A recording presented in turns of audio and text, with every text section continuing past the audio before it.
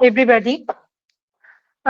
Calcutta Institute of Science and Management College is very elated to organize a lecture on Swami Vivekananda's birthday on 12th January. We all know that, but the spirit of Swami Vivekananda and whatever he has done and his thought even today impress us and leaves its footprint to our daily life.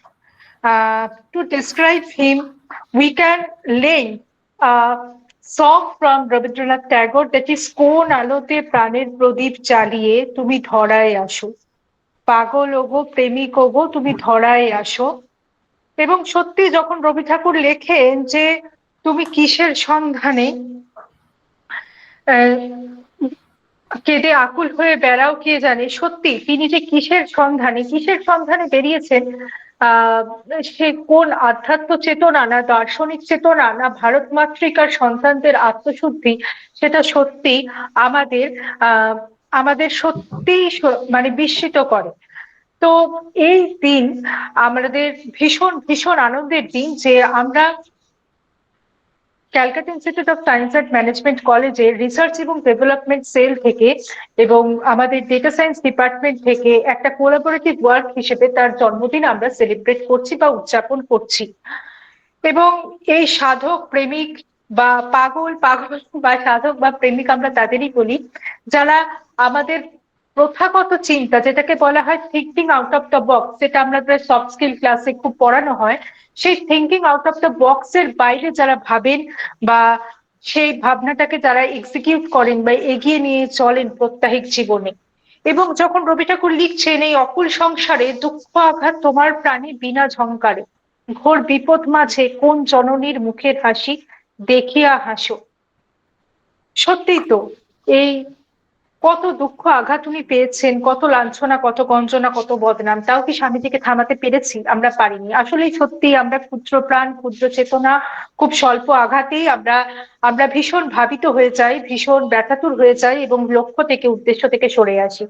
কিন্তু স্বামীজির মতো মহৎ প্রাণী বোধহয় পারেন কাশ্মীর থেকে কন্যাকুমারিকা এক সূত্রে গেঁথে ফেলতে এবং বিশ্বের দরবারে, যেখানে বিশ্বের দরবারে আমাদের কালা আদমি বা নেটিভ, ব্ল্যাক নেটিভ হিসেবে পরিচিতি ছিল, সেই Chicago my dear brothers and sisters বলে শিকাগো হল কাঁপিয়ে আসতে এবং দূর দূরান্ত থেকে মানুষ এবং আজও বহু মানুষ বিদেশ থেকে স্বামীজির আদর্শের টানে মানে স্বামীজির আদর্শের টানে ভারতবর্ষে ছুটে আসছেন।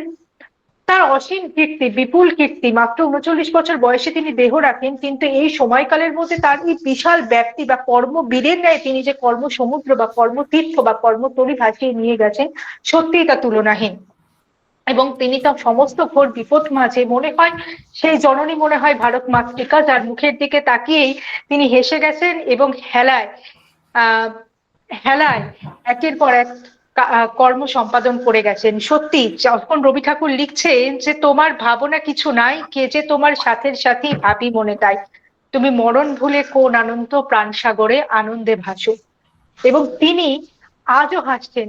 তিনি বহু বছর আগে ইহলোকের মায়া ত্যাগ করে পরলোকে বিলীন হয়েছেন, কিন্তু তিনি আজও আমাদের অন্তরে হাসছেন। তিনি তার আদর্শ যেভাবে আমাদের ভারতবর্ষের প্রতিটা কোণায় ছড়িয়ে রেখে গেছেন, যদি একজন মানুষও তার এই আদর্শের শিখা তার নিজের মনে জাগিয়ে তোলে, তিনি সত্যি এখনো হাসছেন এবং তিনি সত্যি তার মরণ নাই, তাকে আমাদের থেকে ছিনিয়ে নিতে পারেন। তো আমি আর বেশি কথা বলে সময় নষ্ট করছি না। আসলে এমন এক বৃহৎ ব্যক্তিত্বের জন্মদিন, তাকে তো 1 ঘন্টার লেকচার বা একটা ছোট্ট ইন্ট্রোডাকশনে বেঁধে ফেলা যায় না, তাই আমি একটু ভাবাতুর হয়ে পড়েছি। তো আমি সবার প্রথমে ক্ষমা চেয়ে নিচ্ছি আমাদের স্পিকারের থেকে যে এতটা সময় নিয়ে নিলাম আমি ইন্ট্রোডিউস করতে। এবার আমি অনুরোধ করব আমাদের ডিপার্টমেন্টের ছাত্র, 4th সেমিস্টারের ছাত্র অভিক রজককে, অভিক রজক, ডক্টর অভিষেক ঘোষ, আমাদের আজকের যিনি বক্তা, তাকে দয়া করে একটু ইন্ট্রোডিউস করো প্লিজ অভিক। Sure ma'am. নমস্কার। আজকের এই বিশেষ দিনে ডক্টর অভিষেক ঘোষ আমাদের মাঝে অতিথি হিসেবে যোগ করেছেন, তাই আর বেশি দেরি না করে আমি নিজে বক্তব্য শুরু করলাম। ডক্টর অভিষেক ঘোষ কলকাতা বিশ্ববিদ্যালয় অধীনস্থ বাগনান কলেজে সংস্কৃত বিভাগের সহকারী অধ্যাপক হিসেবে কর্মরত। যাদবপুর বিশ্ববিদ্যালয় সংস্কৃত বিভাগ থেকে সংস্কৃত ভাষায় স্নাতক স্তরে প্রথম শ্রেণীতে প্রথম হয়ে স্বর্ণ ও রৌপ্য পদক এবং পোস্ট গ্রাজুয়েট মেরিট স্কলারশিপ পেয়েছেন। এই বিশ্ববিদ্যালয় থেকেই স্নাতকোত্তর, তারপরে পুরাণ সাহিত্যে গবেষণায় পিএইচডি তিনি লাভ করেন। বিশ্ববিদ্যালয় মঞ্জুরি কমিশনের ইউজিসি নেট পরীক্ষায় উত্তীর্ণ হয়ে জুনিয়র রিসার্চ ফেলোশিপ ও সিনিয়র রিসার্চ ফেলোশিপ পেয়ে যাদবপুর বিশ্ববিদ্যালয়ে পূর্ণকালীন গবেষক হিসেবে কর্মরত ছিলেন। আগ্রহের বিষয় ভারতবিদ্যা, পুরাণ সাহিত্য, সৌর ধর্ম, অভিলেখ, লিপিবিদ্যা, প্রাচ্য দর্শন, সাহিত্য তত্ত্ব, চিত্রকলা, বাংলা ধ্রুপদী ও আধুনিক সাহিত্য সম্ভার। মৌলিক রসসিক্ত লেখালেখি মূলত একাধিক পরিচিত ডিজিটাল প্ল্যাটফর্মে, অনলাইন ওয়েব পোর্টাল, সময় আপডেটস, নিয়মিত নানা স্তাদের রম্য রচনা ও সারস্বত বক্তৃতার সঙ্গে যুক্ত। সম্প্রতি সংবাদ প্রতিদিন আয়োজিত গল্পের সেরা হাত প্রতিযোগিতার সেরা 12 অন্যতম হিসাবে পুরস্কৃত হয়েছে। অতিথি হিসেবে উপস্থিত থেকেছেন নানা সংস্কৃত ও সারস্বত সভায়, বিশ্ববিদ্যালয় আলোচনা সভা, কর্মশালায় থেকেছেন অতিথি বক্তা হিসেবে। গবেষণামূলক প্রবন্ধ প্রকাশিত হয়ে চলেছে বিভিন্ন জার্নাল ও সম্পাদিত গ্রন্থে। সাম্প্রতিক অতিথি তার ডিজিটাল আর্ট প্রদর্শিত হয়েছে আর্ট গ্যালারিতে। বিদেশীয় পেজ ইনস্টাগ্রামের মাধ্যমে নিয়মিত দর্শকের কাছে দেন নিজের চিত্রকলা। এবার আমি স্যারকে অনুরোধ করছি যে উনি ওনার বক্তব্য আমাদের কাছে তুলে ধরেন।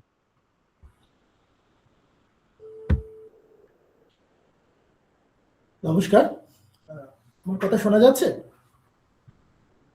হ্যালো, হ্যাঁ স্যার, আপনি শোনা যাচ্ছে। আচ্ছা আচ্ছা, আমি কি তাহলে ভিডিওটা অন রাখবো না অফ করেই আমার কথাটা বলবো?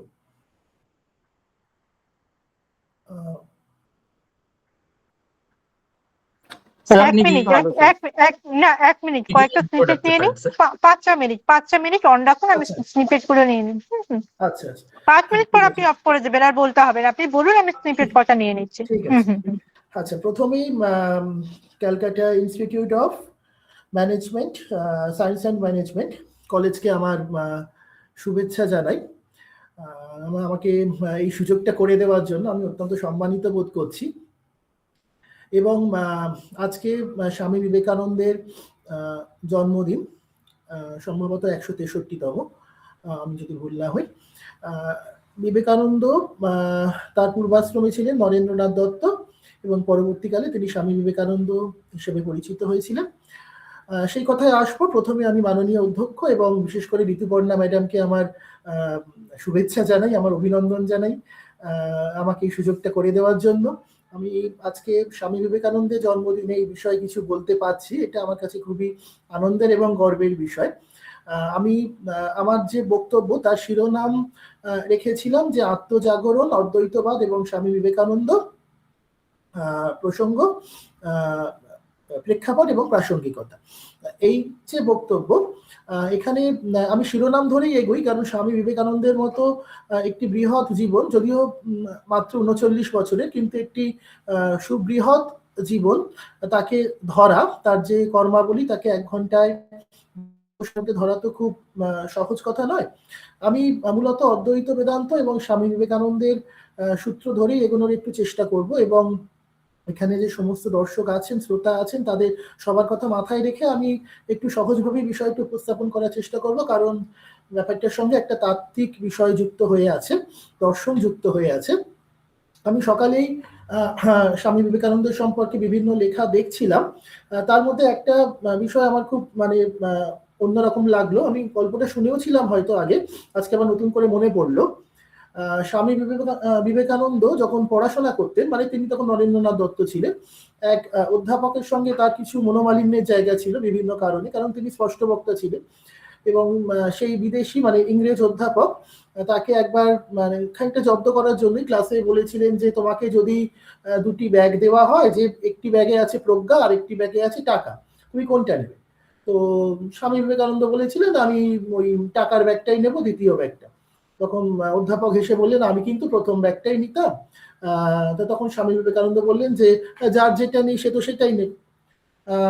সুতরাং সেই অধ্যাপক অবশ্যই সেখানে একটু ব্যাক ফুটে চলে গেলেন। স্বামী বিবেকানন্দের একটি সহজাত প্রজ্ঞার ক্ষেত্র ছিল, এবং আমরা তার যে জীবনের কথা জানি, তিনি কিভাবে পড়াশোনা করেছেন এবং তার বাবা মার পরিচয়, কলকাতার ওই সিমলাপাড়ায় তার জন্ম, সে সমস্ত কথা সবার জানা আছে। তার দারিদ্র্যের মধ্য দিয়ে যাওয়া, তার সন্ন্যাস, শ্রীরামকৃষ্ণের সান্নিধ্য, তার দর্শন বা তার মতবাদকে সারা পৃথিবীতে প্রচার করা, এই ক্ষেত্রগুলো আমরা সকলে জানি। এবং অধ্যাত্মবাদের পথ ধরে অদ্বৈত বেদান্তকে তিনি কিভাবে আশ্রয় করলেন, কারণ এই অদ্বৈত বেদান্ত তো বেশ একটি পরিচিত নাম। আসলে ভারতবর্ষের যে বিষয়গুলো সারা পৃথিবীতে ছড়িয়ে পড়েছিল, তার মধ্যে একটি হচ্ছে সংস্কৃত ভাষা। বিভিন্ন কালে, বিভিন্ন যুগে, বিভিন্ন মানুষের হাত ধরে সেটা পৌঁছেছে। এবং ভারতবর্ষের যে কয়েকটি জিনিসকে সারা পৃথিবী গ্রহণ করেছে, তার মধ্যে একটি অবশ্যই মহাভারত, পঞ্চতন্ত্র, উপনিষদ। এই উপনিষদে আমি পৌঁছতে চাচ্ছিলাম, আরো অনেক বিষয় অবশ্যই আছে, কিন্তু ভারতবর্ষের যে উপনিষদ ও উপনিষদীয় দর্শন, সেটা কিন্তু যুগে যুগে ভারতবর্ষের বাইরের মানুষকে আকৃষ্ট করেছে। এবং স্বামী বিবেকানন্দের যে চিকাগো বক্তৃতা, সেই বক্তৃতার মধ্য দিয়ে তিনি কিভাবে তার বক্তব্য ভারতবর্ষকে পৌঁছে দিয়েছিলেন বিশ্বের দরবারে, সেই নিয়ে তো বহু আলোচনা হয়েছে, অনেক কথা শোনা যায়, সেই নিয়ে আর নতুন করে কিছু বলার নেই। কিন্তু প্রথমে যদি অদ্বৈত বেদান্তের কথায় আসি, এবং কেন আজকে অদ্বৈত বেদান্তের কথা আমরা ভাববো, স্বামী বিবেকানন্দ যে অদ্বৈত বেদান্তে প্রচার এবং প্রসার করেছিলেন, সেই অদ্বৈত বেদান্তকে আমরা আজকে কি ভাবে দেখব, কোন আলোকে দেখব, বা আজকের দিনে তার দাঁড়িয়ে কি প্রাসঙ্গিকতাই আছে বা থাকলে কতটাই বা আছে, সেইটাই আমার কিন্তু আলোচনার বিষয় হিসেবে আমি রাখতে চেয়েছি। প্রথমত হচ্ছে যে উপনিষদের কথা বললাম, উপনিষদীয় দর্শন। উপনিষদকে আমরা বেদান্ত বলি, কারণ বেদের অন্তভাগ, বেদের শীর্ষভাগ, বেদের সর্বোচ্চ জ্ঞানের প্রকাশ এই উপনিষদের মধ্যে ঘটেছে। এবং এই বেদান্তের কথা বলার আগে একটা কথা বলে নেওয়ার দরকার আছে, যে ভারতবর্ষের মানুষ চতুর্বর্গের একটি ধারণার সঙ্গে পরিচিত। চতুর্বর্গ বলতে ধর্ম, অর্থ, কাম এবং মোক্ষ। এবং এই উপনিষদ পাঠের কি প্রয়োজন হচ্ছে যে মোক্ষ লাভ। কারণ মোক্ষ কি সেই নিয়ে অনেক রকম কথা বলার আছে, কিন্তু মোক্ষ পেতে গেলে তার আগে বৈরাগ্য জাগতে হয় মনে। এগুলো আমরা থিওরিটিক্যালি পড়ে দেখেছি। তার মানে আমি যদি আজকে সিলেবাসে উপনিষদ পড়াই, মানে আমার মধ্যে কোনো মুখ্য ভাব, মানে মোক্ষের ইচ্ছা জেগে উঠেছে, এমন তো আমি দাবি করতে পারবো না, যদি না আমার মধ্যে মুমুক্ষা বা বৈরাগ্য জাগে। যদি জাগে তবেই কিন্তু উপনিষদ পাঠের সার্থকতা আমার কাছে, নচেত আমি থিওরিটিক্যালি বিষয়টা জানি, এর বাইরে কিছু নয়। তা এই যে মোক্ষ তত্ত্ব, সেটি একেবারে এই চতুর্বর্গের চতুর্থ স্তর বা চরম স্তর। তার আগে আছে ধর্ম, তারপরে আছে অর্থ, তারপরে আছে কাম। অর্থাৎ এগুলো ক্রমানুসারী, একটা আরেকটাকে অতিক্রম করে যেতে পারে না। এবং এই যে বিষয়গুলো বলছি, যে ধর্ম, অর্থ, কাম এবং মোক্ষ, এইগুলো পরস্পরের মধ্য দিয়ে একটা জীবনের সামগ্রিকতার দিকে আমাদের দৃষ্টি আকর্ষণ করে, কারণ মানুষের জীবনে এই চারটি দিক আছে। এখন ধর্ম, অর্থ, কাম মূলত হচ্ছে গৃহীর জন্য, যারা গৃহস্থ, যাদের জীবনে বৈরাগ্য সেরকম ভাবে জন্মায় না, বা যেটা জন্মালে গার্হস্থ্য ধর্ম আর থাকে না, সেইটা হচ্ছে মোক্ষ বা সন্ন্যাস ইত্যাদি প্রসঙ্গ। যেমন স্বামী বিবেকানন্দ সন্ন্যাসী ছিলেন, আমরা জানি। তার সন্ন্যাস কিভাবে তিনি পেলেন, বা তার রামকৃষ্ণের সান্নিধ্য, শ্রীরামকৃষ্ণের সান্নিধ্য, সেই প্রসঙ্গগুলোতে আর যাচ্ছি না। কিন্তু স্বামী বিবেকানন্দের কিছু বাণীর সাথে আমরা পরিচিত, যেমন তিনি সারা ভারতের যখন পরিব্রাজন করছেন, ভারতের বিভিন্ন মানুষের দুঃখ কষ্ট ইত্যাদি দেখছেন, সেগুলো আমরা স্বামী বিবেকানন্দের জীবনীতে পড়েছি বা দেখেছি। এবং সেই সময় তিনি সেই ভারতবর্ষকে জেগে উঠতে বলছেন, এবং কঠোপনিষদের একটি মন্ত্র, যেখানে সে উত্তিষ্ঠত জাগ্রত প্রাপ্য বরাম নিবোধত, অর্থাৎ ওঠো জাগো, প্রাপ্য বরাম অর্থাৎ যিনি বর অর্থাৎ শ্রেষ্ঠ মানুষ, অর্থাৎ যোগ্য মানুষকে গ্রহণ করে তুমি জানো। অর্থাৎ কাকে জানবে? আত্মতত্ত্বকে জানার চেষ্টা করবে। এই আত্মতত্ত্ব থেকেই আমি কিন্তু আত্মজাগরণ কথাটা রেখেছি, কারণ ওই নিজের জেগে ওঠা সেইটা সম্ভব না হলে কিন্তু মুক্তি সম্ভব নয়। এখন মুক্তি প্রসঙ্গ আসছে কেন? কারণ ওই যে সন্ন্যাস, ওই যে বৈরাগ্য, ওই যে মুমুক্ষা, সে তো আসলে মুক্তি দেবে। মোক্ষ মোক্ষ আসলে মুক্তি দেবে। কিসের থেকে মুক্তি দেবে? জন্ম মরণ চক্র থেকে মুক্তি দেবে। এটা আমাদের যে শাস্ত্রীয় যে তত্ত্ব বিভিন্ন তার মধ্যে আছে। এর মধ্যে দিয়ে অনেক কথা এসে পৌঁছতে পারে। গীতার কথা তো অবশ্যই আসবে, যেখানে ওই জীবাত্মা পরমাত্মার কথা বলা হচ্ছে। জীবাত্মা আসলে পরমাত্মার অংশ বিশেষ, সেই কথায় আসবো বরং পরে। তার আগে বলিনি যে মুক্তির বিষয়টা কিরকম। আমি মুক্তিকে দুভাবে দেখার চেষ্টা করেছি। স্বামী বিবেকানন্দ যে সময় জন্ম নিয়েছেন, পরাধীন ভারতবর্ষ, অত্যাচারিত ভারতবর্ষ, এবং মানুষের দুঃখ কষ্টের কোনো শেষ নেই, সীমাহীন দুঃখ কষ্ট। সেই সময়ে মানুষ মুক্তিকামী, কারণ ওই অহিংস সহিংস সব রকম আন্দোলনের অবকাশ রয়েছে। ভারতবর্ষ ব্রিটিশ শাসন থেকে মুক্ত হতে চাইছে, এবং সেই সময় দাঁড়িয়ে স্বামী বিবেকানন্দও কিন্তু একজন বিপ্লবী। তিনি কিন্তু মানুষের মুক্তিও চাইছেন, কিন্তু ওই যে দেশমাতৃকার মুক্তি বা সেগুলো তার কাছে নিশ্চয়ই বিষয়, কিন্তু তার চেয়েও বড় বিষয় হচ্ছে যে মানুষকে ওই আপন থেকে বাহির হয়ে বাইরে দাঁড়ানোর মতো মুক্তির সন্ধান করতে হবে, এবং তার মধ্য দিয়ে কিন্তু ঘটবে আত্মজাগরণ। এখন এই আত্মজাগরণ না ঘটলে মানুষ নিজেকে চিনতে পারবে না, নিজের মধ্যে কি ক্ষমতা আছে তার সত্তা সম্পর্কে সে অবহিত হতে পারবে না। অর্থাৎ স্বামী বিবেকানন্দ খুব বৃহত্তর চেতনায় মুক্তিকে অনুধাবন করেছিলেন, এবং তার যে জীবন, সেই সময়ে তার যে ভারতবর্ষে তার কার্যক্রম এবং বিদেশে গিয়ে তার যে কার্যধারা, সব ক্ষেত্রে কিন্তু তিনি সেই মানুষের মুক্তির বার্তায় প্রচার করেছিলেন। এখন যদি এই আবার আমি ওই আত্মজাগরণের পরে যে অদ্বৈতবাদের কথাটা আছে সেইখান থেকে এবার আমার বক্তব্যটা শুরু করার চেষ্টা করি। তাহলে অদ্বৈতবাদ কি? অদ্বৈত হলে তাহলে নিশ্চয়ই দ্বৈত আছে। দ্বৈত হচ্ছে ডুয়ালিজম, যেটা পাশ্চাত্য দর্শনের একটি অংশ। ডুয়ালিজম, ডুয়ালিজমের সঙ্গে আসলে অদ্বৈতবাদের কিছু পার্থক্য আছে, তবে ভারতবর্ষে যে দ্বৈতবাদ, যেটি মধ্বাচার্য যার প্রবক্তা, তার সঙ্গে কিছুটা মিল আছে। এবং দ্বৈতবাদ বলতে চায় যে জীবাত্মা এবং পরমাত্মা দুটি পরস্পর স্বতন্ত্র, তাদের কোনো মিলন ঘটে না, এইরকম আনুষঙ্গিক বিভিন্ন বিষয়। এবং অদ্বৈতবাদ, যেটি শঙ্করাচার্য, খুব সুবিখ্যাত ব্যক্তি, তিনি প্রচলন করেছিলেন, তিনি তার প্রবক্তা, এবং তিনি বললেন কি যে ব্রহ্ম সত্য, জগৎ মিথ্যা, জীব ব্রহ্মই না পর। এটাই হচ্ছে অদ্বৈত বেদান্তের বিষয়। এখন এর মানেটা কি? যে ব্রহ্ম হচ্ছে একমাত্র সত্য, আর জগৎ হচ্ছে মিথ্যা। এই যে জগৎ আমরা দেখছি, মানে এই যে আমরা কথা বলছি, ক্লাস করছি, সেমিনার করছি, এই সবকিছু মিথ্যে। আসলে এগুলো কিছু হচ্ছে না। আসলে আমি ভাবছি এগুলো হচ্ছে, আসলে হচ্ছে না। আসলে দড়ি পড়ে থাকলে যেমন হঠাৎ করে সাপ মনে হয়, যখন সাপ মনে হয় তখন সেটা তো সাপই, তখন তো সেটা দড়ি নয়। আবার যখন আমি বুঝি যে ওটা সাপ নয়, ওটা দড়ি, তখন আবার দড়ির জ্ঞান ফেরত আসে। আসলে সবকিছু নাকি মায়া। এর মধ্যে একটা ফ্যালাসি বা অধ্যাস আছে, একটা ভ্রান্ত জ্ঞান আছে। এই ভ্রান্ত জ্ঞানের কারণে আমরা জগৎকে জগৎ বলে ভাবছি। আসলে জগৎ টগৎ বলে কিছু নেই, কিন্তু চোখে তো দেখছি জগৎ বলে নেই। তা আমি দেখছি, আপনাকে দেখছি, আমরা সবাই পরস্পরকে দেখছি, জাগতিক কাজকর্ম ঘটছে। তাহলে এগুলো কেন হচ্ছে? কারণ ওই যে মানুষ আসলে অজ্ঞান এবং অবিদ্যার দ্বারা আচ্ছন্ন হয়ে আছে। তাহলে অবিদ্যাটা কি জিনিস? আমরা যে পড়াশোনা করছি তাকে তো আমরা বিদ্যা বলি আসলে, কিন্তু আসলে এগুলো হচ্ছে অবিদ্যা। বিদ্যা হচ্ছে ওই পরাজ্ঞান। এগুলো শাস্ত্রীয় কথা বলছি। পরাজ্ঞান মানে পরম জ্ঞান, অর্থাৎ সেই অভেদের জ্ঞান। অভেদের জ্ঞানটা কিরকম ব্যাপার?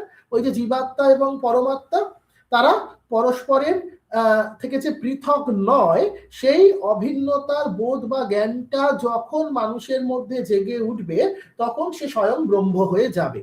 এবং ব্রহ্ম হয়ে গেলে তার আর জীবসত্তা থাকবে না, সে ব্রহ্ম হয়ে যাবে। এবং তখনই কিন্তু জন্ম মরণ চক্র থেকে সে মুক্তি পায়।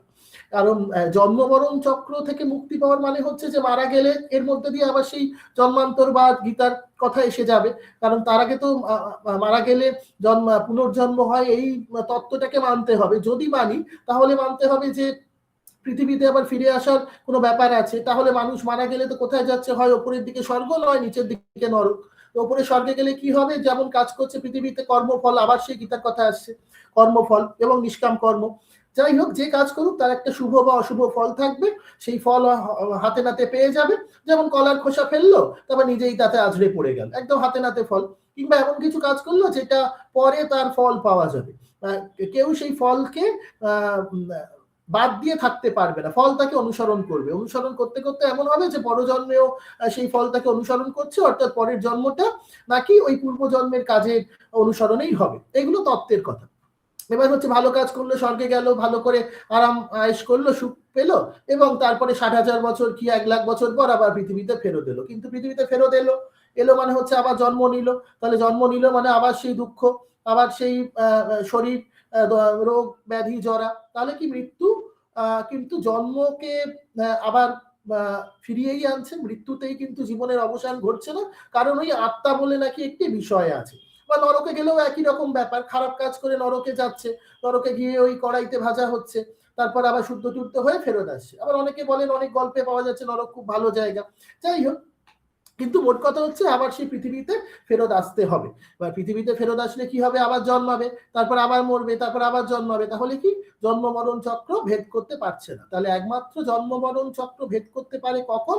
যদি ওই জীবাত্মা, অর্থাৎ আমার মধ্যে যে সত্তা রয়েছে, পরম সত্তার যে অংশ রয়েছে, সেই জীবাত্মা যদি নিজের স্বরূপকে উপলব্ধি করে। এই নিজের স্বরূপের উপলব্ধিটা কিরকম? এইটা নিয়ে আসলে একটি উপনিষদের গল্প আছে যে একটি গাছের ডালে দুটি পাখি বসে আছে। একটি পাখি ফল খাচ্ছে, আর একটি পাখি সেই ফল খাওয়াটা দেখছে। তাহলে যে পাখিটা ফল খাচ্ছে সেই পাখিটা আসলে এই জীব, যে কিনা ওই জাগতিক যে সুখ দুঃখ ইত্যাদি ভোগ করে চলেছে। এই ভোগটা হচ্ছে ফল খাওয়ার রূপক বা প্রতীক। আর যে দেখছে সে হচ্ছে পরম সখা, ওই শ্রীকৃষ্ণের মতো, যিনি অর্জুনের রথ চালাচ্ছেন।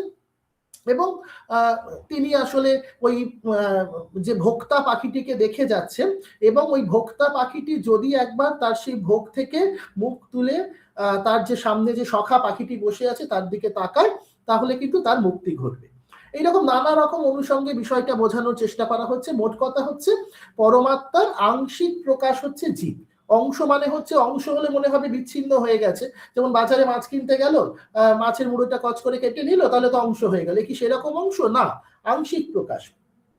আংশিক প্রকাশ মানে হচ্ছে কি, জীব ওই অবিদ্যা, অজ্ঞান, অধ্যাস, যাই বলি ফ্যালাসি, সবকিছুর কারণে সে নিজেকে বিচ্ছিন্ন ভাবছে। কিন্তু সে যদি একদিন জেগে ওঠে, অর্থাৎ ওই আত্মজাগরণ, সে যদি নিজেকে পূর্ণ বলে মনে করতে পারে, সে যদি অনুভব করে যে আমি ওই বৃহতেরই অংশ, ওই অন্তরের অন্তর্লোক এবং বৃহত্তর জগতের যে ব্যাপক প্রকাশ, তার মধ্যে সবকিছুর মধ্যে আসলে আমারই সত্তা আছে, যেটা আমরা বিভূতিভূষণ বন্দ্যোপাধ্যায়ের সমস্ত গল্প উপন্যাসে তার একটা ছোঁয়া পেয়ে থাকি। এই একই কথা সেই অদ্বৈত বেদান্তের কথাই, যে জীব নিজের পূর্ণ স্বরূপকে উপলব্ধি করবে, তবেই তো তার মুক্তি ঘটবে। মুক্তি ঘটবে মানে ওই জন্ম মরণ থেকে মুক্তি ঘটবে। ঠিক সেই রকম দেশবাসীর যে যন্ত্রণা, স্বামী বিবেকানন্দ তার জীবৎকালে দেখছেন যে মানুষ মুক্তিকামী, তাদের একটি স্বাধীনতা দরকার, সেই স্বাধীনতার জন্য তারা লড়াই করছে। বিবেকানন্দ যদিও প্রথম বিশ্বযুদ্ধ, দ্বিতীয় বিশ্বযুদ্ধ কোনোটি তার দেখার অবকাশ হয়নি, কিন্তু মানুষের দুঃখ দুর্দশা ইত্যাদি তো তিনি দেখছেন, এবং তাই তিনি অতিক্রম করার কথা বলছেন। কিন্তু সেটা কোনো রাজনৈতিক ভাবে অতিক্রম বা যে রকম ভাবে আমরা স্বাধীনতা সংগ্রাম দেখেছি তা নয়, বরং একটি আধ্যাত্মিক চেতনা মানুষের মধ্যে জেগে উঠতে হবে।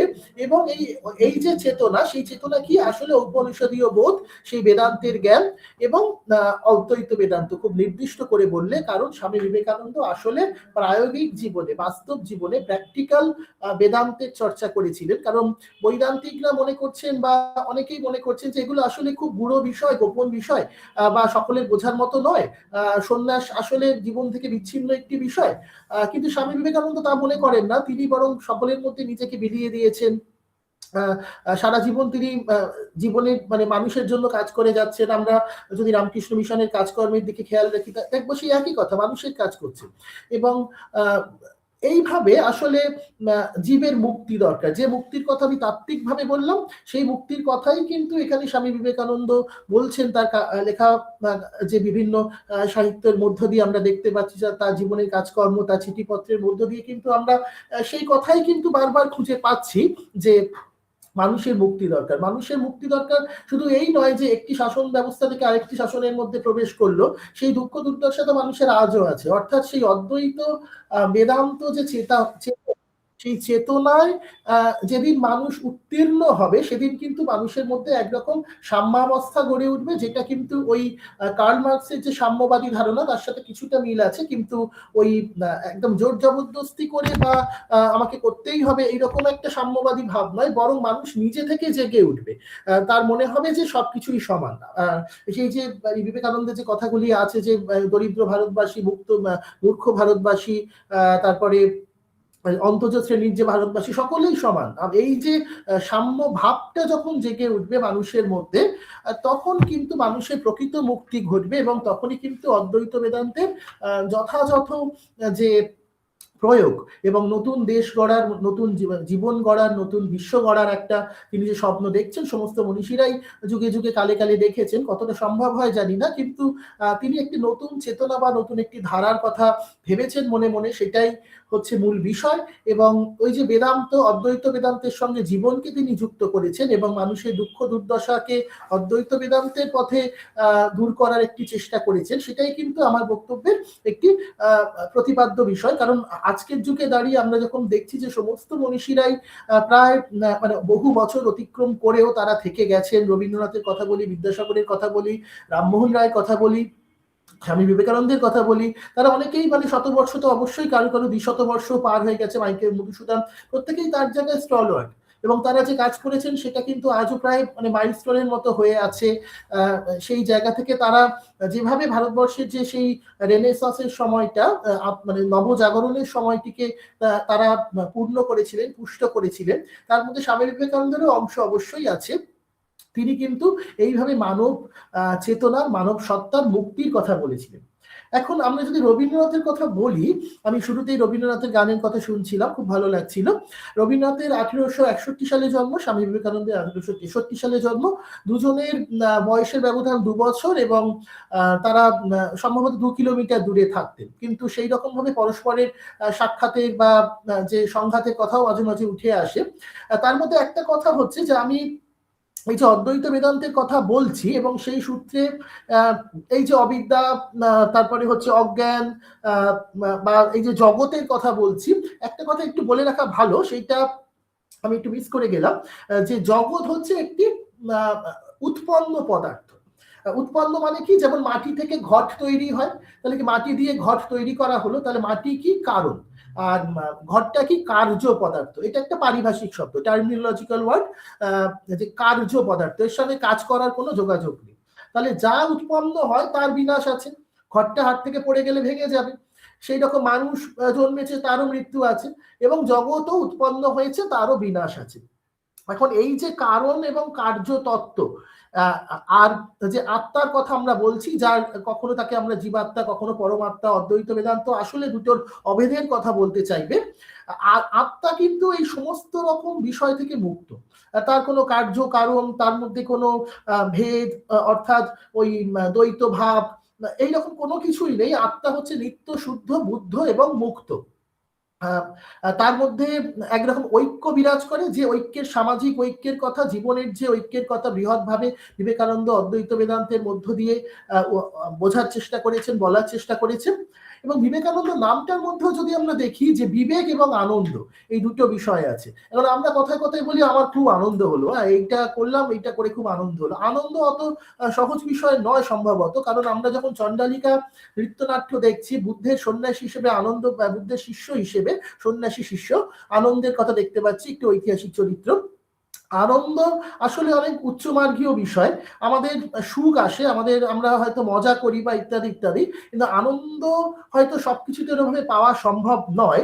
আনন্দ এক উচ্চমার্গীয় বিষয়, অনেকটা সেই ব্রহ্মস্বাদ সহধর এইরকম টাইপের বিষয়। আনন্দ ঠিক কি বিষয় আমরা হয়তো সবাই জানিও না, আমরা বুঝিও না যে আনন্দ কাকে বলে, কিন্তু সেই অভয় ব্রহ্মকে পেলে মানুষ যে আনন্দিত হয়, সে কথা শাস্ত্র আমাদের বলছে। এবং ওই বিবেক মানে হচ্ছে একরকম উপলব্ধি বা বিচারের প্রসঙ্গ এসে পড়ে, অর্থাৎ তিনি বিবেকী, অর্থাৎ যার মধ্যে উপলব্ধি আছে, যার মধ্যে প্রকৃত চেতনা বা চৈতন্য জেগে উঠেছে, তার মধ্যে আসলে বিবেক জেগে উঠেছে, এবং সেই বিবেক জাগরণের মধ্য দিয়ে কিন্তু আনন্দ লাভ ঘটে থাকে। এখন যে কথাটা বলছিলাম যে রবীন্দ্রনাথের কথা এবং স্বামী বিবেকানন্দের কথা, আমরা জানি আমাদের যে ব্রাহ্ম সমাজের কথা, ব্রাহ্ম সমাজ এবং সমকালীন যে সনাতন হিন্দু সমাজ, তারা কিন্তু সেই অর্থে যে এই যে অদ্বৈত বেদান্তের তত্ত্বকে সেভাবে গ্রহণ করেনি, একরকম বিরোধিতা ছিল। কিন্তু পরবর্তীকালে কেশবচন্দ্র সেন কিন্তু অদ্বৈত বেদান্তের তত্ত্বে তার আস্থা প্রকাশ করেছিলেন, এবং দেখা যাচ্ছে যে অ্যানি বেসান্তের চিন্তা ভাবনার মধ্যেও কিন্তু বেদান্ত চিন্তা একটা বড় জায়গা নিয়েছিল। এই সমস্ত মধ্য দিয়ে আসলে একটা কথা বলার, সেটা হচ্ছে যে কেন এই সংঘাত, অদ্বৈত বেদান্তের সঙ্গে ব্রাহ্ম সমাজের একটা সংঘাতের জায়গা ছিল। এবং আমরা দেখবো যে বিবেকানন্দ যে মতবাদ প্রচার করছেন, তা তো আসলে শ্রীরামকৃষ্ণের সেই বাণী যে সেই জল, ওয়াটার, পানি সবই এক, এবং সেই রকম সমাবস্থায় আসা একটি সমাজের কথাই তিনি তো ভাবছেন। এবং সেইখানে দাঁড়িয়ে দেখা যাচ্ছে যে যারা ব্রাহ্ম সমাজ, তারাও তো ব্রহ্মের উপাসক, অদ্বিতীয় ব্রহ্মের উপাসক, কিন্তু তাদের সাথে সংঘাতের জায়গাটা কোথায়? জায়গাটা হচ্ছে তারা মনে করেন যে ভক্তির পথেই তত্ত্ব আসবে। মানে এটা হচ্ছে আসলে বিবেকানন্দ মনে করেন যে ভক্তির পথেই তত্ত্ব আসবে, ভক্তি থাকবে, কিন্তু ভক্তি এবং তত্ত্ব এই দুটো যে একসঙ্গে চলতে পারে, এইটা কিন্তু ওই ব্রাহ্ম সমাজের পুরোধা যারা, তারা মনে করতেন, এবং তারা মনে করতেন যে অদ্বৈত বেদান্তকে যদি গ্রহণ করা হয়, অর্থাৎ অদ্বৈত বেদান্তের পথে হাঁটলে ভক্তির হানি ঘটবে হয়তো, এবং সেই ভক্তিকে বজায় রাখার জন্য তারা অদ্বৈত বেদান্তকেও বর্জন করেছিলেন। কিন্তু বিবেকানন্দ অদ্বৈত বেদান্তের পথেই হেঁটেছেন, কিন্তু ভক্তির পথেই হেঁটেছেন, ভক্তিকে নিয়েই, সঙ্গে নিয়েই কিন্তু তিনি অদ্বৈত বেদান্তের পথে হেঁটেছেন। কারণ মানে অদ্বৈত বেদান্ত মানে এমন একটি বিষয় যেখানে কিন্তু আর অন্য কোনো কিছুর সত্তাই কিন্তু মেনে নেওয়া হবে না, মেনে নেওয়া হবে না মানে তার সে আর থাকবে না, অভেদ হয়ে যাবে। সেখানে কিন্তু যে দেবতার যে ভিন্নতা, বিভিন্ন দেবতার পূজা অর্চনা উপাসনা, এগুলো কিন্তু সেখানে আর কোনো রকম কোনো বিষয় থাকবে না, জীবও থাকবে না, মানুষও থাকবে না, সে স্বয়ং ব্রহ্ম হয়ে যাবে। এরকম এক এবং অদ্বিতীয়ের একটি চেতনা, বৃহত্তর চেতনা, এটাই কিন্তু বিবেকানন্দকে সারা জীবন তাকে বিবেকানন্দ তাকেই সারা জীবন অনুসরণ করেছেন। এবং এখানে কিন্তু দেবেন্দ্রনাথ ঠাকুরের সঙ্গেও তার একটা এই যে একটা মতবিরোধের ক্ষেত্র ছিল, এগুলো বিভিন্ন প্রসঙ্গ এসে পড়ে। আমি একটু একটু করে জাস্ট ছুঁয়ে যাচ্ছি, কারণ সবকিছু বলা অতটা কম সময় হয়তো সম্ভব নয়। এবার যদি আরেকটি কথার মধ্যে আসা যায়, যে যেমন বিবেকানন্দ বলছেন যে বহুরূপে সম্মুখে তোমার ছাড়ি কোথা খুঁজিছ ঈশ্বর, জীবে প্রেম করে যেইজন সেইজন সেবিছে ঈশ্বর, সেটা তো আমরা জানি। অর্থাৎ সেই জীবের প্রেমের কথাই বারবার আসছে, এবং ওই জীবই কিন্তু বহু রূপে পৃথিবীতে আছে। বহু রূপে মানেটা কি, যে শ্রেণীবিভক্ত সমাজ, তা সেখানে ধর্মের দিক থেকে, জাতির দিক থেকে, সামাজিক অবস্থার দিক থেকে বিভিন্ন রকম মানুষ সেখানে আছে, কিন্তু সেই মানুষের মধ্যে সমাবস্থা এনে দিতে পারে একমাত্র অদ্বৈত বেদান্ত। এবং সেইখানেই কিন্তু বিবেকানন্দের প্রাসঙ্গিকতা, যে আজকেও সেই সমাজের সেই বৈষম্য বেড়েই চলেছে, এবং সেই সমাজ একটি নতুন সুন্দর সমাজ কিন্তু এই অদ্বৈত বেদান্তের পথেই আবার গড়ে উঠতে পারে, অন্য কোনো রাজনৈতিক মতবাদ নয়, বা অন্যান্য যে তাত্ত্বিক ধারণাগুলি আছে তার চেয়ে অদ্বৈত বেদান্ত বুঝি বেশি কার্যকর, এইরকম বিবেকানন্দ মনে করেছিলেন। সেই জায়গায় দাঁড়িয়ে যদি আমরা একটু ওই খ্রিস্ট ধর্মের দিকে তাকাই, যে যিশু, জেসাস ক্রাইস্ট, তিনি কিরকম মনোভাব পোষণ করতেন, আসলে বাইবেল, ডুয়ালিজম, এইগুলোর কথা মধ্য দিয়ে ওইখানে পৌঁছানো যায়।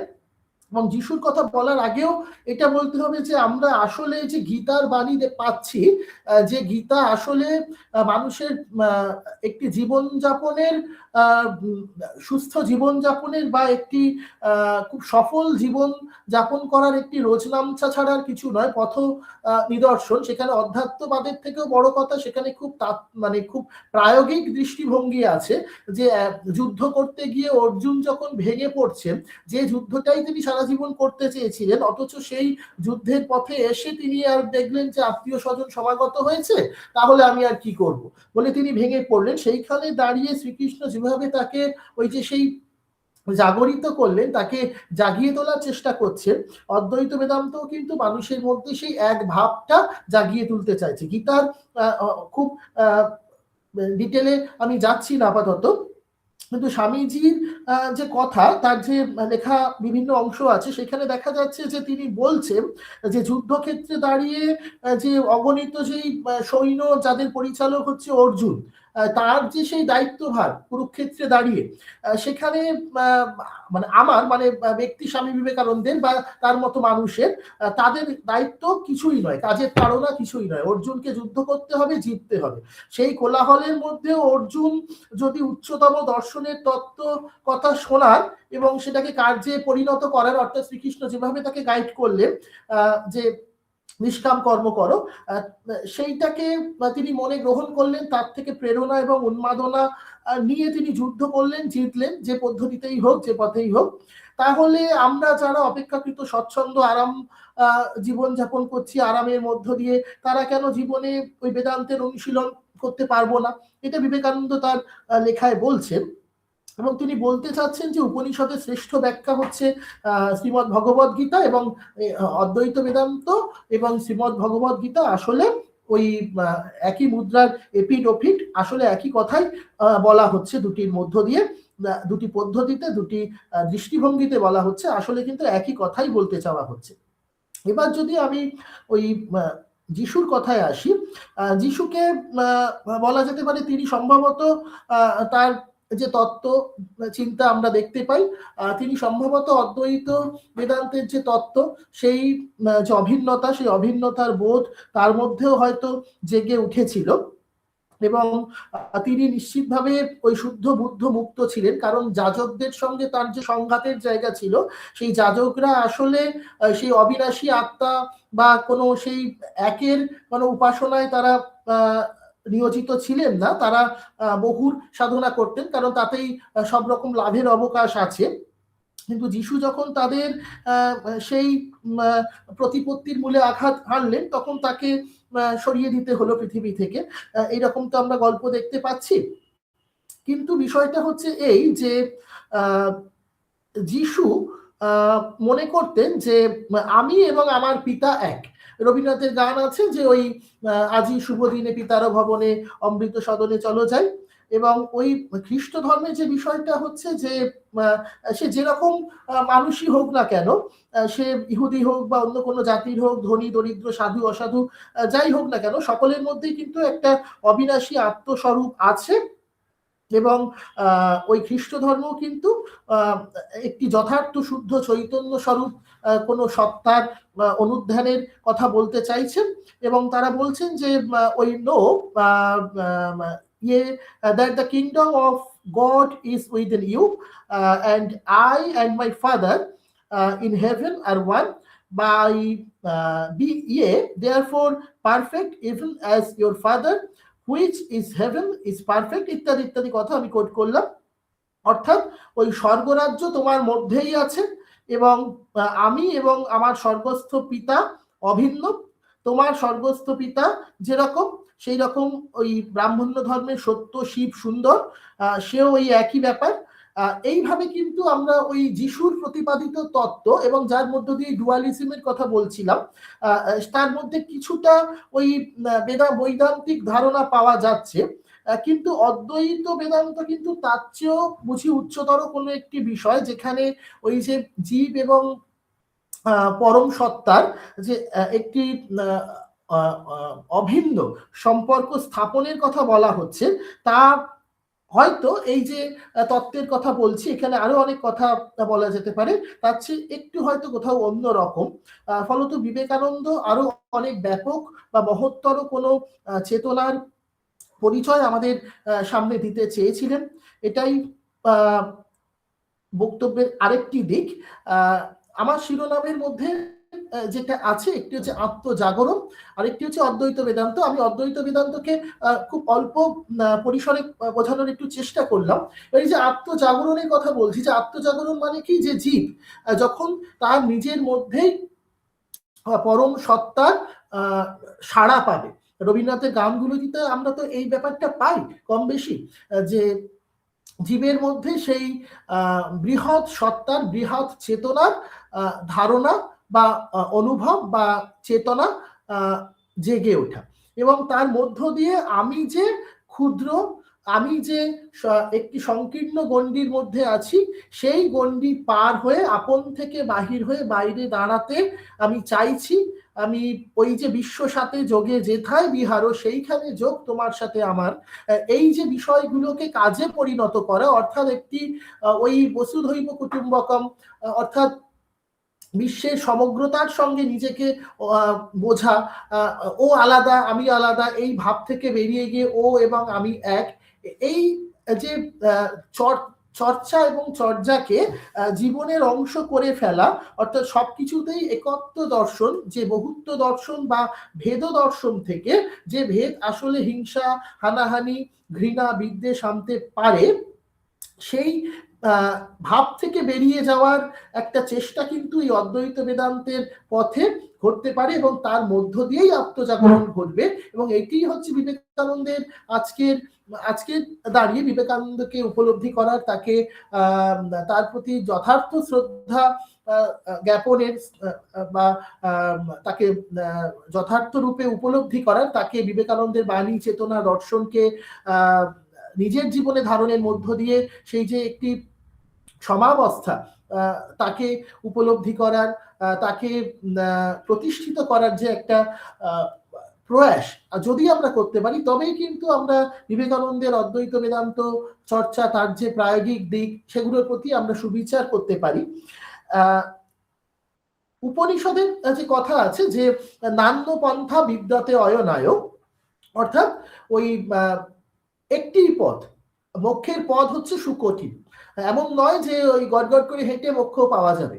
মোক্ষের পথ হচ্ছে অত্যন্ত ক্ষুরোধার, রক্ত শনিত ইত্যাদিতে ভেজা। সেই পথে গেলে কিন্তু ক্ষতবিক্ষত হতে হয়, কৃচ্ছ সাধন করতে। আমরা ওই উপনিষদের কথার বাইরে গিয়ে যদি একটু বলি, কুমার সম্ভবে আমরা দেখেছি পার্বতীর কথা, যারা একটু এই গল্প যদি শুনে থাকেন নিশ্চয়ই জানবেন, যে পার্বতী অনেক কষ্টের মধ্য দিয়ে শিবকে পেয়েছিলেন। প্রথমে তিনি শিবকে কিভাবে পেতে চেয়েছিলেন, আমি রূপে তোমায় ভোলাবো না, ভালোবাসায় ভরাবো ইত্যাদি গানের আমরা সেটা বুঝতে পারছি, যে প্রথমে তিনি শিবকে তিনি জৈবিক ভাবে পেতে চেয়েছিলেন, কিন্তু শিব তো এইভাবে ধরা দেন না। শিব কথার আক্ষরিক অর্থ হচ্ছে কল্যাণ, মঙ্গল, সত্য, সুন্দর যে শিব। তো তখন তিনি তপস্যা করলেন, এবং এমনই তপস্যা করলেন, ঘোরতর তপস্যা, তিনি অপর্ণা হলেন। অপর্ণা মানে যিনি ওই পাতাটি পর্যন্ত, শুকনো গাছ থেকে খসে পড়া শুকনো পাতা, যার মধ্যে কোনো পুষ্টি গুণ নেই, সেটিও তিনি খাদ্য হিসেবে গ্রহণ করতেন না।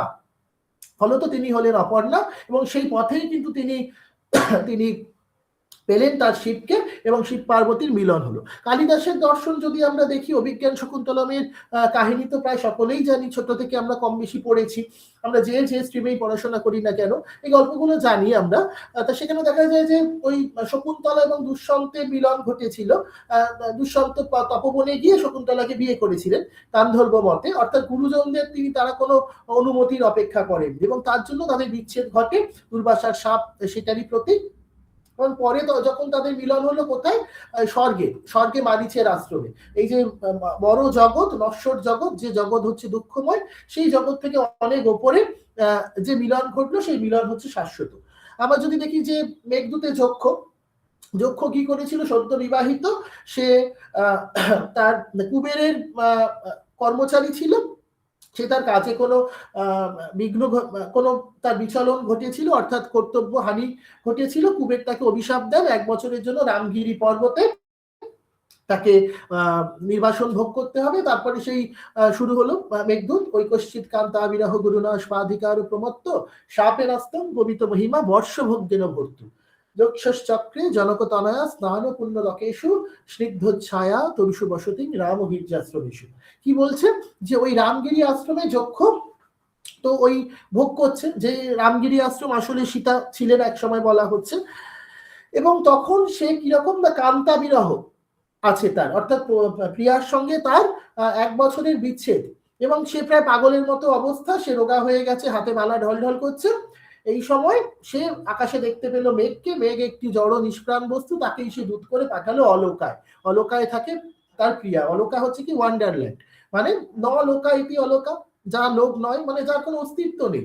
আসলে যক্ষ বা মেঘদূতের যে গল্প, তা আসলে ওই সেই একই তত্ত্ব প্রতিপাদিত করছে, যে কর্তব্যে হানি, এবং সেই কর্তব্য হানির ফলে একরকম নির্বাসন বা একরকম দুঃখ মানুষের জীবনে আসবে, এবং তার মধ্যে যদি আত্মজাগরণ ঘটে, সে যদি উপলব্ধি করে যে সে কি ভুল করেছিল, এবং সেই অনুশোচনার মধ্য দিয়ে দগ্ধ হতে হতে হতে হতে মানুষের মধ্যে যে শুদ্ধি আসে, যেরকম ভাবে সোনা পুড়ে পুড়ে নিখাদ হয়, তখনই কিন্তু যথার্থ আত্মজাগরণ ঘটে।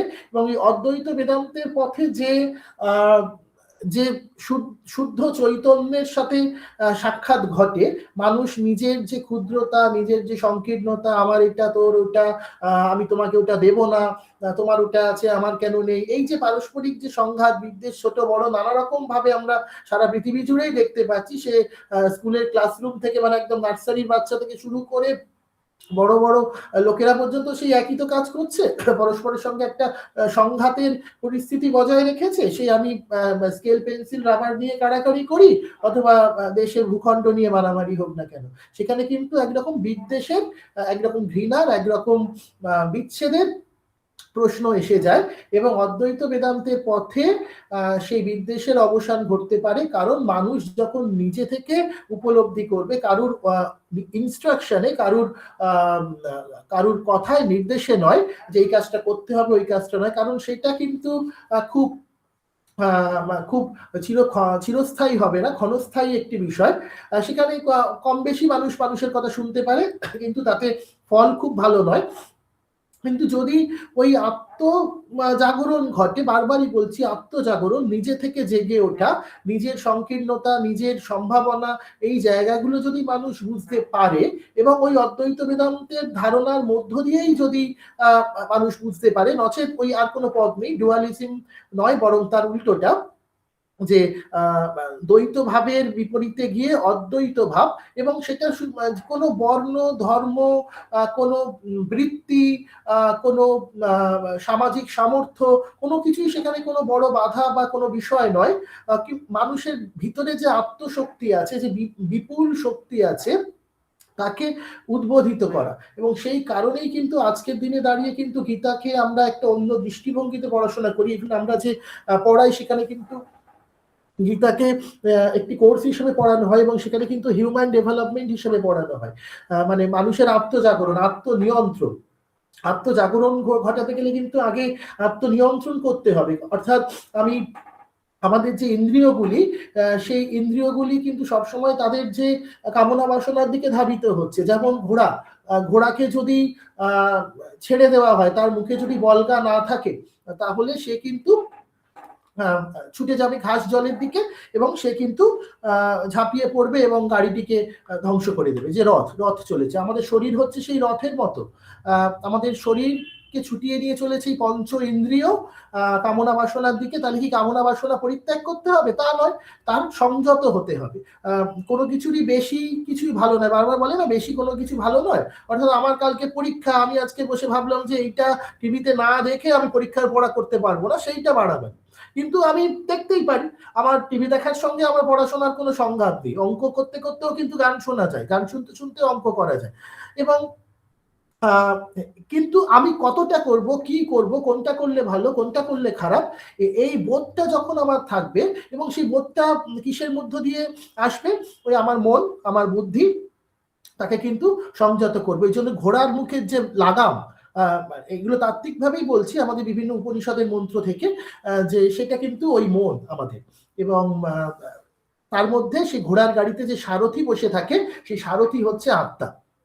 আত্মা মানে পরমাত্মা, অর্থাৎ ওই যুদ্ধক্ষেত্রে রথের যে শ্রীকৃষ্ণ বসে আছেন পরমাত্মা সেই তিনি, আর রথী যার জন্যই গাড়ি যাচ্ছে, যার জন্য ঘোড়া ছুটছে, সে কিন্তু হচ্ছে ওই জীবাত্মা, যার ওই জাগতিক কর্ম সম্পাদিত হচ্ছে। এই ঘোড়া যদি ঠিকঠাক ছোটে, অর্থাৎ ইন্দ্রিয়গুলি যদি সচল এবং সংযত থাকে, যদি তার হাতে সারথীর হাতে লাগাম ঠিকঠাক থাকে, লাগাম যদি ছেড়ে না দেয়, অর্থাৎ মন যদি ইন্দ্রিয়গুলিকে সংযত করতে পারে এবং আত্মা যদি সবকিছুকে নিয়ন্ত্রণ করতে পারে, বুদ্ধি যদি সবকিছুকে নিয়ন্ত্রণ করতে পারে, তবে কিন্তু ওই গাড়িতে উপবিষ্ট অর্থাৎ রথে উপবিষ্ট যে রথী অর্থাৎ জীবাত্মা, অর্থাৎ এই ইন্ডিভিজুয়াল আমি, তার কিন্তু এই পার্থিব ধর্ম অর্থ কাম মোক্ষ সবকিছুই কিন্তু সম্পন্ন হবে।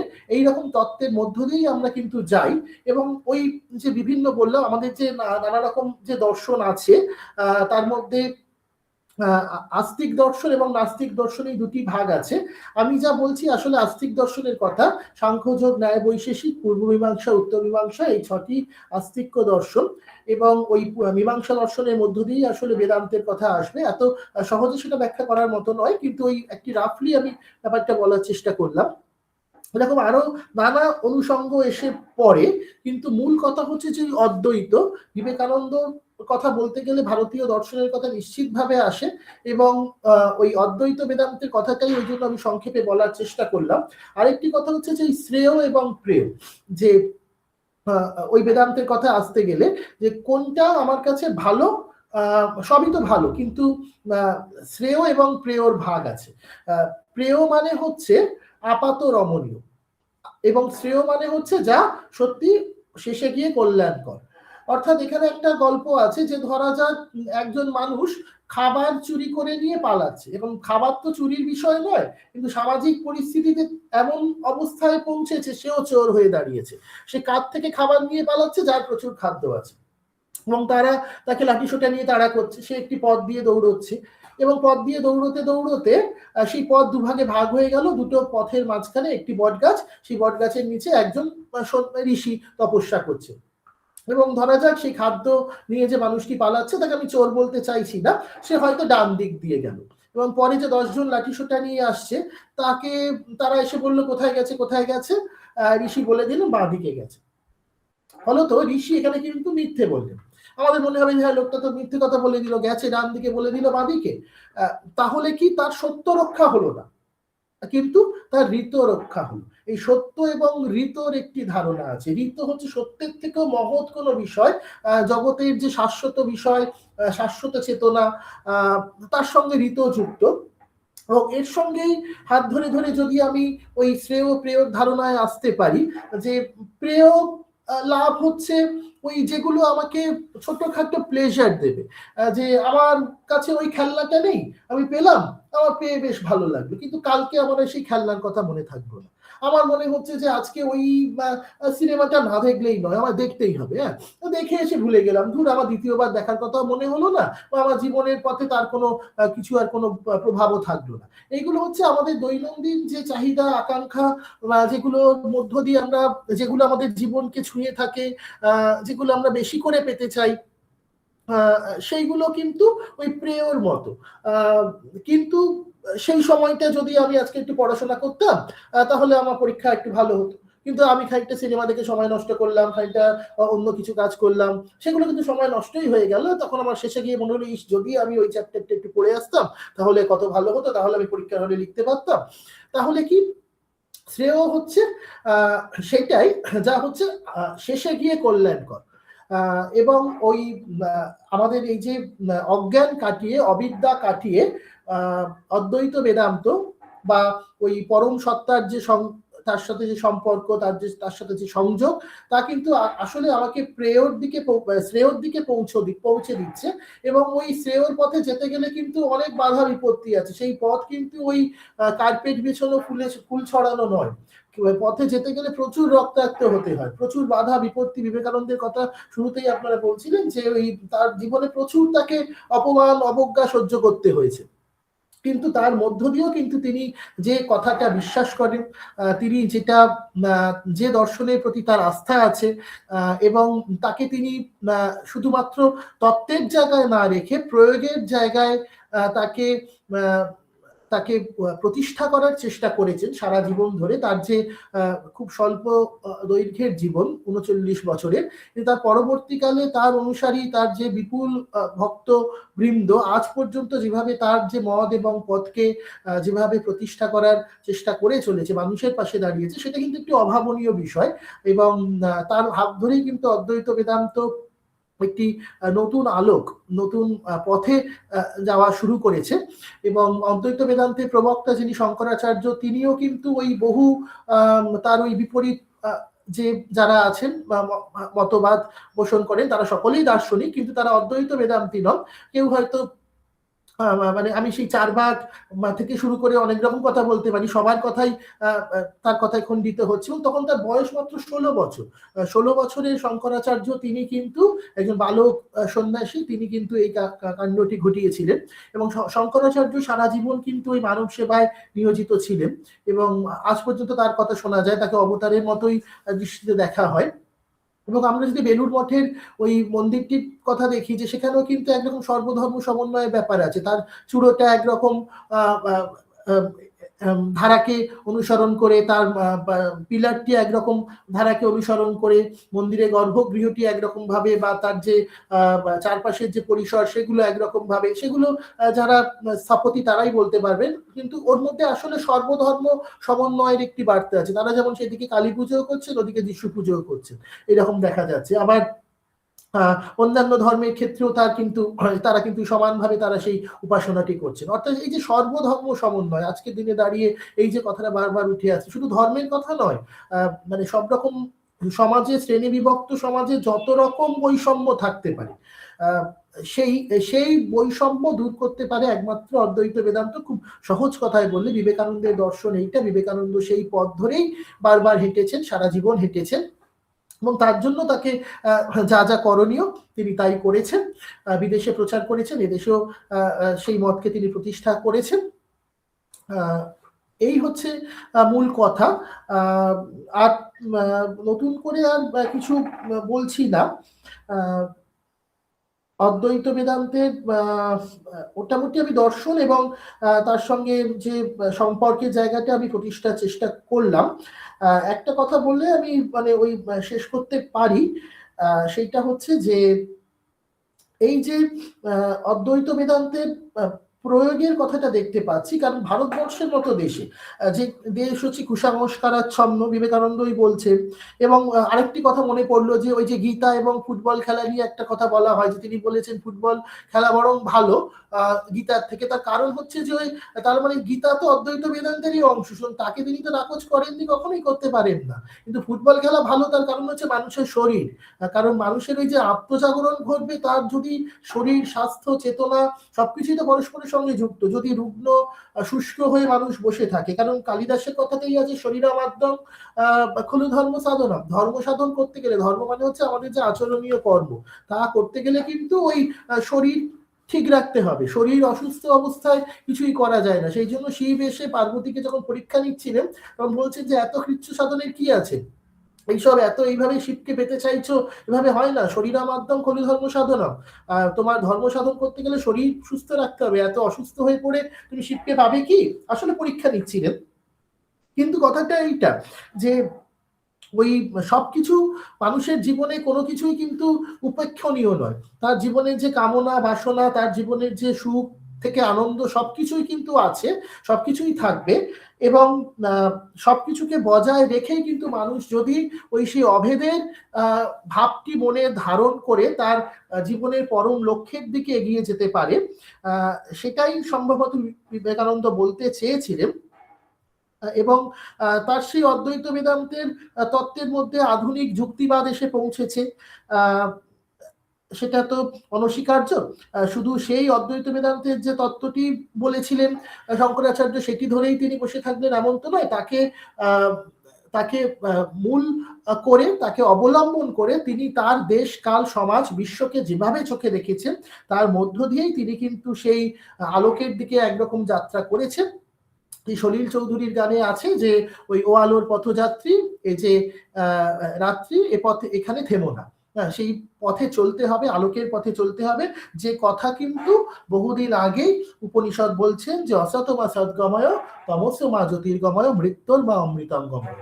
তমসা থেকে আলোর দিকে, অসৎ থেকে সতের দিকে এবং মৃত্যু থেকে অমৃতের দিকে যাত্রা করতে হবে। মৃত্যু কি?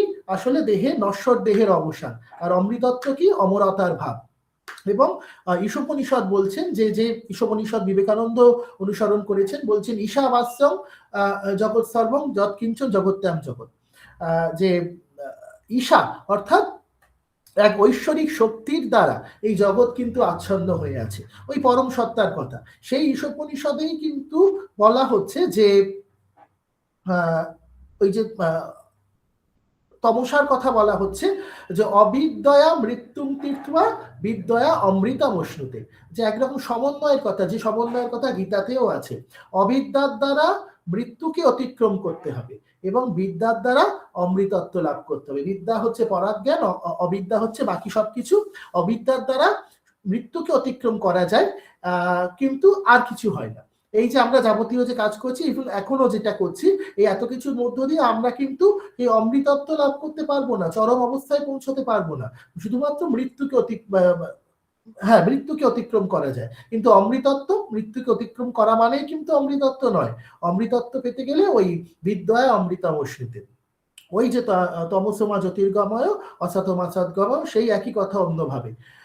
মৃত্যু নয়, অমৃতের দিকে যাত্রা করতে হবে। বিবেকানন্দ সেই কথাটি বলেছেন সারা জীবন ধরে, এবং সেই কথা বলেই আমি আমার কথা শেষ করতে চাইছি।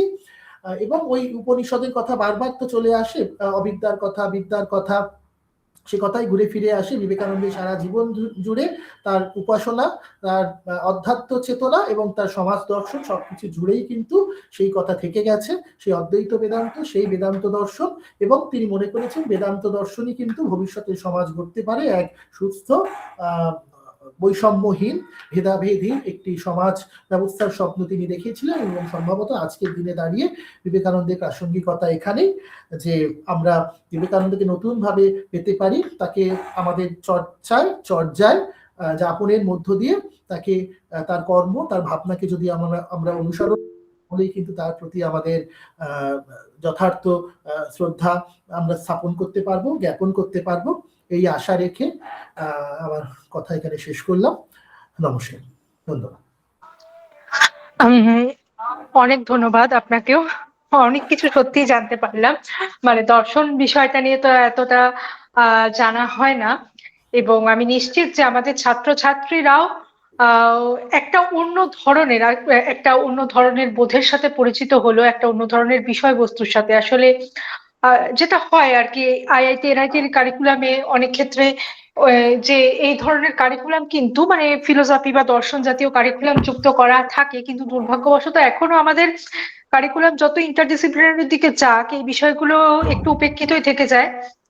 তো আপনাকে অসংখ্য সত্যি ধন্যবাদ যে এই যে দর্শন তত্ত্ব নিয়ে এবং স্বামী বিবেকানন্দের সেই যে যোগসূত্র, এবং এই যে আপনি যে কথাগুলো বলছেন যে গীতা পড়ার থেকে ফুটবল খেলা অনেক ভালো, এগুলোর অনেক অপব্যাখ্যা আসলে আমরা হয়তো করি না এখন, কিন্তু যারা ছোট বাচ্চারা আছে তারা যখন শোনে তারা হয়তো ভাবছে আচ্ছা ঠিক আছে, গীতা পড়াটাও হয়তো অতটা ইম্পর্টেন্ট নয়। এই যে প্রত্যেকটা বিষয় যে কিভাবে বা কি আঙ্গিকে ধরলে কথাগুলোর আমরা যথার্থ অর্থ নিরূপণ করতে পারবো, এই বিষয়গুলো অনেক কিছু শেখা হলো, অনেক কিছু জানা হলো। এবং আমি আশা করবো আমার ছাত্রছাত্রীরা অনেক অনেক সমৃদ্ধ হয়েছে, এবং সেটা আমি অ্যাটেন্ডেন্স দেখেই বুঝতে পারছি। বেশ মানে অ্যাটেন্ডেন্স একদম পোক্ত ছিল পুরোটা সময় ধরে। অসংখ্য ধন্যবাদ আপনাকে, আপনি যে আমার অনুরোধ রেখেছেন এবং বলেছেন। আহ সত্যি আমাদের আমিও খুব খুবই ভালো সম্মানিত লাগলো। বোধ করছি, আমারও খুব ভালো লাগলো আপনাদের মধ্যে আসতে পেরে। Thank you sir. আচ্ছা, এবার আমি অনুরোধ করছি আমাদের ছাত্র অভিক রজককে। আচ্ছা, অভিককেও আমার ধন্যবাদ জানানো উচিত, কারণ ভোট অফ থ্যাঙ্কস যখন অভিক দেবে আমার তো আর সেই অবকাশ থাকবে না। অভিক আমাদের ছাত্র এবং খুবই পরিশ্রমী ছাত্র। ও কিন্তু বেশ সুন্দর উপস্থাপনা করেছে আজকে, এবং এবার ও ভোট অফ থ্যাঙ্কস দেবে। অভিকের প্রতিও আমরা সত্যিই কৃতার্থ যে এত সুন্দর উপস্থাপনা করবার জন্য এবং ভোট অফ থ্যাঙ্কস দেওয়ার জন্য, এবং বাকি স্টুডেন্ট কোঅর্ডিনেটরদের কাছে তো অতি অবশ্যই। আমি সবসময় বলি আমার ডিপার্টমেন্টের স্টুডেন্টরাই আমার অ্যাসেট, ওরা না থাকলে কোনো প্রোগ্রাম আমি করতেও পারতাম না, বা সেই প্রোগ্রাম করবার বা অনুষ্ঠান অনুষ্ঠিত করার চিন্তা ভাবনাও আমার মাথাতে আসতে পারতো না। ওরাই আমার আর কি পরম বল। তো যতই ধন্যবাদ জানাবো ওদের কম হয়। এবার অভিক, তোমাকে আমি অনুরোধ করছি তুমি ভোট অফ থ্যাঙ্কস জানাও এবং সেই সঙ্গে এই অনুষ্ঠানের সমাপ্তি ঘোষণা করো। অভিক। নিশ্চয়ই ম্যাম। আজকের এই সুন্দর অনুষ্ঠানের জন্য আমি আন্তরিক ধন্যবাদ জানাই আমাদের সম্মানিত বক্তা ডক্টর অভিষেক ঘোষ মহাশয়কে স্যার। Thank you sir. আজকের এই অনুষ্ঠানের সফল আয়োজনের জন্য প্রথমেই আন্তরিক ধন্যবাদ জানাই শ্রী প্রসেনজিৎ নায়ক স্যার এবং আমাদের প্রশাসনিক অধিকারিক শ্রী ইন্দ্রনীল বসু স্যার। এরপর ধন্যবাদ জানাই আমাদের স্টুডেন্ট কোঅর্ডিনেটর বর্ণ কুমার মাঝি, রাজশ্রী মাহাতো, শ্রেয়া চক্রবর্তী এবং চেতনা ব্যানার্জি তাদের আন্তরিক সহযোগিতার জন্য। এই অনুষ্ঠানের অংশগ্রহণকারী সকল শিক্ষার্থী ও অতিথিদের প্রতি রইল আমাদের আন্তরিক কৃতজ্ঞতা। বিশেষভাবে ধন্যবাদ জানাই আমাদের সম্মানিত অধ্যক্ষ, আমাদের principal sir doctor Sanjay Kumar পালিত তার মূল্যবান দিক নির্দেশনের জন্য। এছাড়াও সকল শিক্ষক বৃন্দকে তাদের সহযোগিতা ও সমর্থনের জন্য আন্তরিক ধন্যবাদ জানাই। আমাদের R&D সেল কোঅর্ডিনেটর ও বিএসসি ডেটা সায়েন্স বিভাগের বিভাগীয় প্রধান শ্রীমতী ঋতুপর্ণা দাস ম্যাডামকে বিশেষ ধন্যবাদ জানাই এই অনুষ্ঠানের পরিকল্পনা ও পরিচালনার জন্য। সবশেষে অনুষ্ঠানের প্রতিযুক্ত সহায়তার জন্য সকল টেকনিক্যাল স্টাফদের প্রতি কৃতজ্ঞতা প্রকাশ করছি। সবাইকে ধন্যবাদ জানিয়ে আমি আমার বক্তব্য শেষ করছি। ধন্যবাদ স্যার।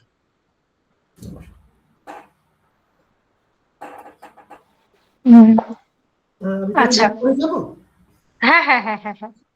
ঠিক আছে। ফিডব্যাক ফর্মের লিংক শেয়ার করা হয়েছে, প্লিজ আপনারা প্রত্যেকে ফিডব্যাক ফর্মটা একটু ফিল আপ করে দেবেন। ঠিক আছে স্যার, ইউ ক্যান লিভ। ঠিক আছে, প্রত্যেকে একটু ফিডব্যাক ফর্মটা ফিল আপ করে দেবে। আর আপাতত মিটিং তাহলে লিভ করছি। গ্রুপে ফিডব্যাক ফর্ম অ্যাভেলেবেল আছে, 1 ঘন্টা অ্যাভেলেবেল থাকবে।